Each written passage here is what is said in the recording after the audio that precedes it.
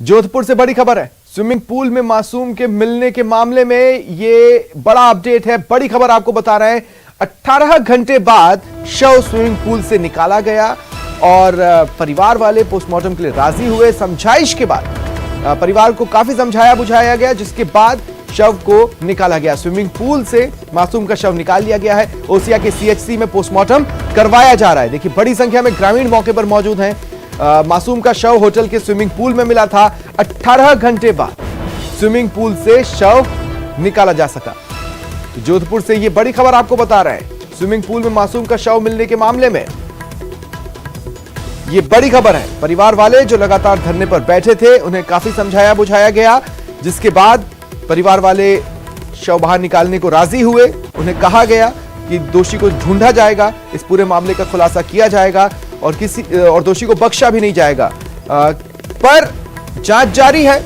फिलहाल पोस्टमार्टम करवाया जा रहा है। पोस्टमार्टम रिपोर्ट से कई बातें खुलकर सामने आएंगी। हालांकि पुलिस की प्रारंभिक थ्योरी क्या कह रही है, इस मामले में कुछ सामने नहीं आया है, लेकिन ये किस तरह का केस है, कुछ हद तक पोस्टमार्टम रिपोर्ट उस पर प्रकाश डालेगी। और इसी मामले में एक और बड़ा अपडेट सुनिए। बाल कल्याण समिति न्यायपीठ जोधपुर ने इस खबर का, इस घटना का, इस मामले का संज्ञान लिया है। एफआईआर और तथ्यात्मक रिपोर्ट बाल कल्याण समिति न्यायपीठ जोधपुर ने तलब की है। ओसिया थानाधिकारी को एफआईआर पेश करने के निर्देश हुए। न्यायपीठ के अध्यक्ष डॉक्टर धनपत राज गुर्जर और पीठ के सदस्यों ने रिपोर्ट तलब की है। ओसिया थानाधिकारी को रिपोर्ट अविलंब यानी बिना देरी के तथ्यात्मक रिपोर्ट और एफआईआर पेश करने के निर्देश हुए हैं।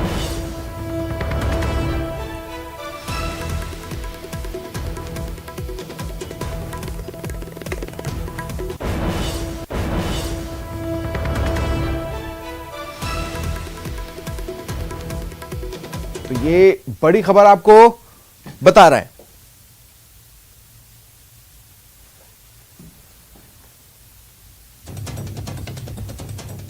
देखिए, बाल कल्याण समिति न्यायपीठ जोधपुर ने इस मामले का संज्ञान लिया है और ओसिया थानाधिकारी को कहा है कि एफआईआर जल्द से जल्द पेश करो, तथ्यात्मक रिपोर्ट जल्द से जल्द पेश करो, देरी नहीं होनी चाहिए, अविलंब तथ्यात्मक रिपोर्ट और एफआईआर दिखाइए। और देखिए, इस घटना से जुड़े कुछ अहम सवाल हैं जिनके जवाब सामने आना बेहद जरूरी है। इन सवालों को न्यूज 18 राजस्थान एड्रेस कर रहा है। देखिए, सवाल पहला तो यही है कि आखिर 6 साल का मासूम रिजॉर्ट तक कैसे पहुंचा। एक सामाजिक कार्यक्रम में परिवार शिरकत करने गया था, वहां से यह मासूम गायब हुआ और उसके बाद होटल के स्विमिंग पूल में उसका शव मिला। ऐसे में यह 6 साल का मासूम आखिर रिजॉर्ट तक कैसे पहुंचा? क्या मासूम के साथ रिजॉर्ट में कोई अनहोनी हुई? स्विमिंग पूल एरिया का सीसीटीवी क्या कहता है भी कि नहीं, चल रहा है कि नहीं, कहां है? यह भी एक अहम सवाल है। और आखिर स्विमिंग पूल में मासूम की मौत का राज क्या है? इस सवाल का जवाब पोस्टमार्टम रिपोर्ट के साथ सामने आ सकता है। ये घटनाक्रम था, इसमें पोस्टमार्टम करवाया कर जो अंतिम संस्कार हेतु बॉडी है वो परिजनों को सुपुर्द हुई है। आगे विधिक कार्रवाई जारी है। इसमें निष्पक्ष अनुसंधान किया जाएगा और जो भी सरकारी सहायता है वो दिलाई जाएगी जितना जल्दी हो सके। पोस्टमार्टम रिपोर्ट के हवाले है।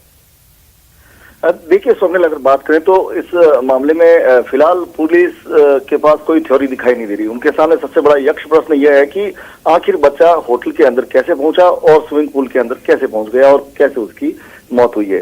सबसे बड़ी बात, सबसे पहले 2 अपडेट मैं बता देना चाहता हूं। इस मामले में जो ये बच्चे के शव मिलने के मामले में बाल कल्याण समिति की न्यायपीठ जोधपुर ने संज्ञान लिया है और मामले की एफआईआर और तथ्यात्मक रिपोर्ट जो है अविलंब मांगी है। और साथ ही जो न्यायपीठ के अध्यक्ष है डॉक्टर धनपत गुर्जर, उन्होंने एसपी ग्रामीण और ओसिया थाना अधिकारी को निर्देशित किया है कि जल्द से जल्द जो है तथ्यात्मक रिपोर्ट और एफआईआर पेश करें। इसके अलावा सबसे बड़ी बात की पुलिस की समझाइश जो है लगातार की जा रही थी, कल शाम से ही पुलिस लगातार समझाइश कर रही थी, उसका कहीं ना कहीं असर देखने को मिला है और परिजनों ने जो है शव को ले लिया है और उसका जो है पोस्टमार्टम करवा दिया गया है। लेकिन सबसे बड़ा सवाल जो है वो ये है कि आखिर एक होटल के अंदर बच्चा पहुंच जाता है और एक ऐसा होटल जिसमें स्विमिंग पूल है, उसमें आने जाने वालों का रिकॉर्ड रखा जाता है, वहां पर जगह जगह पर सीसीटीवी कैमरे लगे होते हैं। क्या उन्हें कलेक्ट किया गया है, क्या उन्हें स्टडी किया गया है? दूसरा, जिस सामाजिक समारोह से ये बच्चा गायब हुआ, वहां पर भी हो सकता है वीडियोग्राफी चल रही हो, या लोगों ने अपने स्तर पर किसी तरह के वीडियो बनाए हो जिसमें के किसी अंश में ये आता या जाता दिखाई दे। आखिर कुछ सवाल तो यही है कि वो गायब कैसे हुआ, किस मंशा से उसे लाया गया, वो होटल में एंटर कैसे हुआ, होटल में कब तक रहा, फिर स्विमिंग पूल एरिया में भी एक घटना का हो जाना। देखिए सर, निश्चित तौर पर अगर बात करें तो सबसे पहला जो ये बता देना चाहता हूं कि जो होटल है उसके नजदीक की जो है ये बच्चे का घर है, वहीं पे जो है सामाजिक कार्यक्रम चल रहा था। लेकिन सबसे बड़ा सवाल कि यदि कहीं पे भी स्विमिंग पूल होता है तो वहां पर जो है जो तैराक जो है तैनात किए जाते हैं, वो तैराक उस समय कहाँ थे, बच्चा कैसे वहां पर पहुंच गया, किसी को पता क्यों नहीं चला। जब चारों तरफ बाउंड्री बनी हुई है, दीवारें बनी हुई है, और तो आखिर बच्चा वहां पर पहुंचा कैसे, ऐसे जो सवाल है वो कहीं ना कहीं जो पुलिस को परेशान किए। और सबसे बड़ी बात इसमें सबसे बड़ी बात जो सामने आ रही है ये आ रही है कि होटल में जो है सीसीटीवी कैमरे नहीं लगे हुए थे। ऐसे में ये जो मामला और पेचीदा होता नजर आ रहा है। और सबसे बड़ी बात कि लगातार जिस प्रकार से आश्वासन दिया गया पुलिस की तरफ से, एक जो परिजनों को कहा गया कि किसी भी सूरत में यदि कोई दोषी होगा तो उसे बख्शा नहीं जाएगा, जल्द से जल्द जो है मामले का खुलासा किया जाएगा। और पुलिस ने इस मामले में रिपोर्ट तो कल ही जो है 376 की धारा में दर्ज कर ली थी, समग्र 373 की धारा में जो दर्ज कर ली थी। और अब जो पुलिस इस प्रश्न का सवाल जो है ढूंढने में लगी है कि आखिर बच्चा जो है समारोह से होटल के अंदर किस प्रकार से वो एंटर हुआ और किस तरह से जो है वो स्विमिंग पूल के अंदर। जिस धारा में एफआईआर दर्ज की गई है उसके तहत तो ये कहा जा सकता है कि पुलिस इसे कोई फाउल प्ले तो मान ही नहीं रही। निश्चित तौर पर अगर बात करें तो पुलिस जो है, पुलिस ने जिस प्रकार से परिजन पहुंचे गुमशुदगी दर्ज करवाई थी, उसके बाद ही पुलिस ने जो है इस बात को लेकर जो है मामले में एफआईआर दर्ज की और त्वरित जो है कार्रवाई की। लेकिन सबसे बड़ी बात, कल जब उसका शव मिला था उसके बाद परिजन इस बात को लेकर अड़ गए थे कि शव को जो है स्विमिंग पूल से जब तक नहीं निकाला जाएगा, जब तक कि इस बात का जवाब नहीं मिल जाता कि इस बच्चे के साथ हुआ क्या है। इसको लेकर करीब 18 घंटे तक शव जो है उस स्विमिंग पूल में रहा, फिर उसे बाहर निकाला गया सहमति बनाने के बाद, और फिर बाद में वहां पर भी जो है समाज के और ग्रामीण लोगों ने वहां से शव उठाने से इनकार कर दिया था। आप नजर बनाए रखें। फिलहाल तमाम जानकारी के लिए शुक्रिया। और श्रीगंगानगर से ये बड़ी खबर मिल रही है, एक बच्ची जो कि लापता थी उसका शव मिला है। मृत अवस्था में लापता बच्ची मिली है। लालगढ़ जाटान की कल्याण भूमि में बच्ची का शव मिला। आपको बता दें कि कल शाम से ही 9 साल की बच्ची लापता थी। किसी को यह जानकारी नहीं थी वो कहां है, किस हालत में है, किसकी के साथ गई है या खुद कहीं भटक गई है, किसी को कोई जानकारी नहीं। और अब जब जानकारी मिली है तो बच्ची का शव मिला है। शव के आसपास खून के निशान हैं। लालगढ़ के वार्ड नंबर 3 की रहने वाली ये मासूम।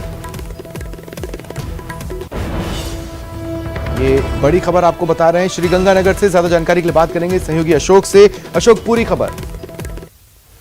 अभी कुछ देर पहले ही श्रीगंगानगर के लालगढ़ जाटान की कल्याण भूमि में एक 9 वर्षीय मासूम बच्ची का शव मिला है और शव के पास में ही काफी सारा खून बिखरा हुआ भी मिला है। स्थानीय लोगों के द्वारा जब ये सब देखा गया तो पुलिस मौके पर पहुंची और पुलिस ने इस बच्ची की शिनाख्त की है। लालगढ़ जाटान की ही वार्ड नंबर 4 की रहने वाली कंचन नायक की, जो कल शाम से ही अपने घर से लापता थी।